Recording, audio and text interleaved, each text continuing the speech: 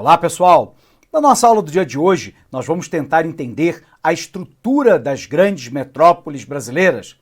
Bom, na nossa aula de hoje, então, o nosso primeiro desafio é tentarmos entender lá a diferença entre o conceito de cidade e o conceito de município.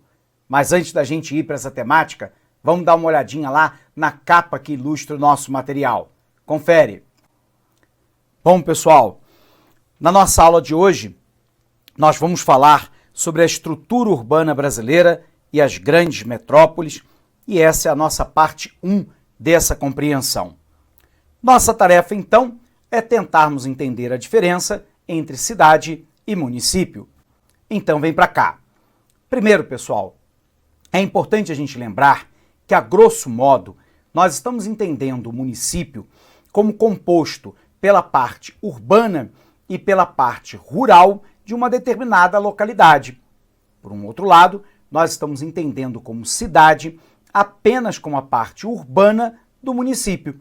Então, dizendo de outra forma, o município é composto pela cidade e pela área rural, e a cidade é a parte urbana do município.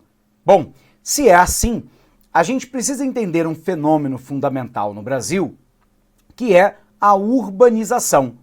E logo de cara, eu posso te dizer que há uma diferença entre urbanização e crescimento urbano. A urbanização, ela é entendida quando a maioria da população habita o meio urbano, o meio da cidade, e não o meio rural, o meio do campo. Nós sabemos que a cidade, ela é o locus privilegiado da intervenção humana.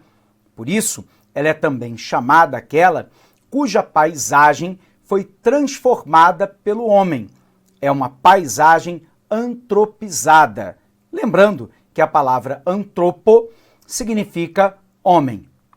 O processo de urbanização é quando a maioria da população de uma dada localidade se concentra no meio urbano e não no meio rural. Bom, antes da gente avançar com esse conhecimento, a gente precisa colocar isso na tela para você. Então dá uma olhadinha para cá. Bom, pessoal, nós estamos falando nessa aula a respeito de urbanização. E a nossa primeira tarefa fundamental é entendermos lá a diferença entre os conceitos de município e o conceito de cidade. O município é aquela porção do território que inclui a área urbana e também a área rural, às vezes também chamada de campo, enquanto que a cidade, ela inclui apenas a área urbana. Portanto, aqui nós temos lá um conceito fundamental que diferencia município de cidade. Mas observe você também, que quando nós falamos a respeito de urbanização,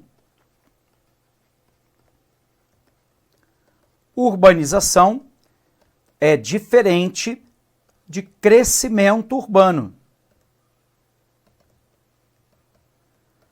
Quando falamos de urbanização, nós estamos falando que a maior concentração populacional está nas cidades. Então, aqui, a concentração de população na área urbana, que são as cidades.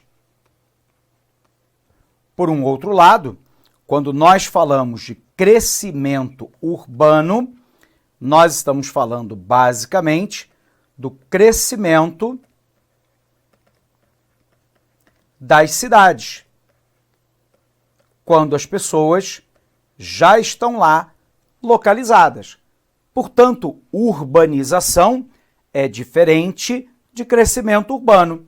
Urbanização é entendido quando nós temos a maioria da população concentrada no meio urbano, nas cidades. O crescimento urbano é o crescimento dessas cidades.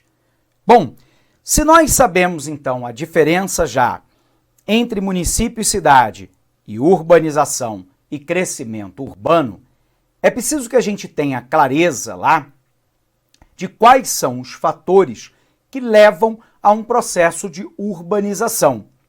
São basicamente dois grandes fatores. Um, que é o chamado fator de repulsão do campo, e o outro, que é o chamado de fator de atração das cidades. Como fator de repulsão do campo, daquilo que expulsa o trabalhador do campo em direção à cidade, um movimento populacional que nós chamamos de migração campo-cidade, também conhecida como êxodo rural, saída do homem do campo em direção à cidade, é provocada, dentre outros fatores, pela mecanização da produção. Quando eu adoto lá trator, colheitadeira, semeadora, ordenha mecânica, tudo isso é poupador de mão de obra, porque o trator ele consegue fazer de maneira mais rápida e, portanto, mais produtiva do que o trabalhador com o cabo da enxada. Portanto, quando eu mecanizo a produção, eu crio desemprego estrutural no campo. O que é o desemprego estrutural no campo, professor?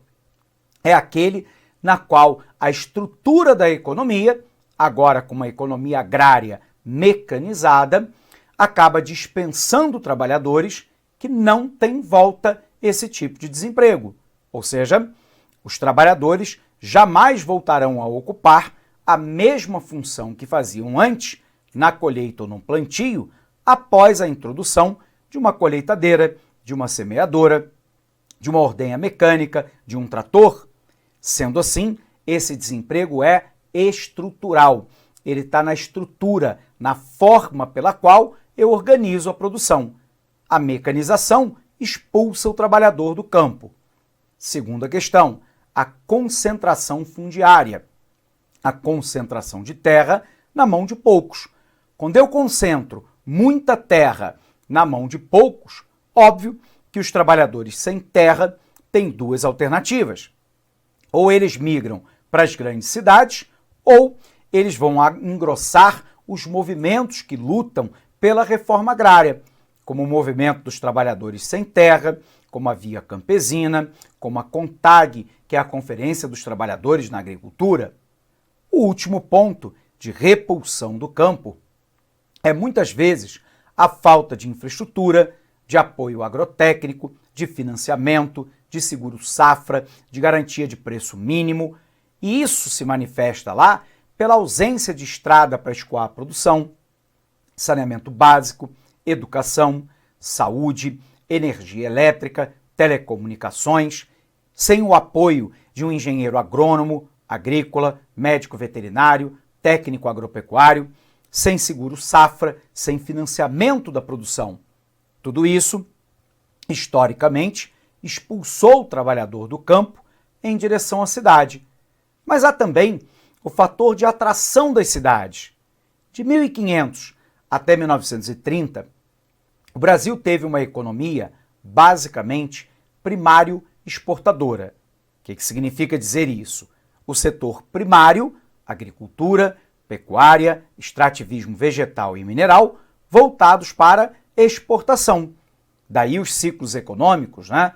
Pau-brasil, cana-de-açúcar, mineração e café. Quando a maioria das atividades econômicas são realizadas no campo, as pessoas acabam habitando essas localidades. Porém, a partir da década de 1930, o Brasil começa lá um processo de transformação da sua matriz econômica, do setor primário exportador para o setor secundário. E o setor secundário, que são as indústrias e a construção civil, é basicamente um fenômeno urbano e não um fenômeno rural. Resultado, começa então uma migração em massa das pessoas do campo em direção à cidade, dado a mudança da matriz econômica. Resultado, esses fatores então fazem com que, a partir da década de 1930, a população continuamente se concentre no meio urbano. E a partir da década de 60, pela primeira vez na nossa história, a população urbana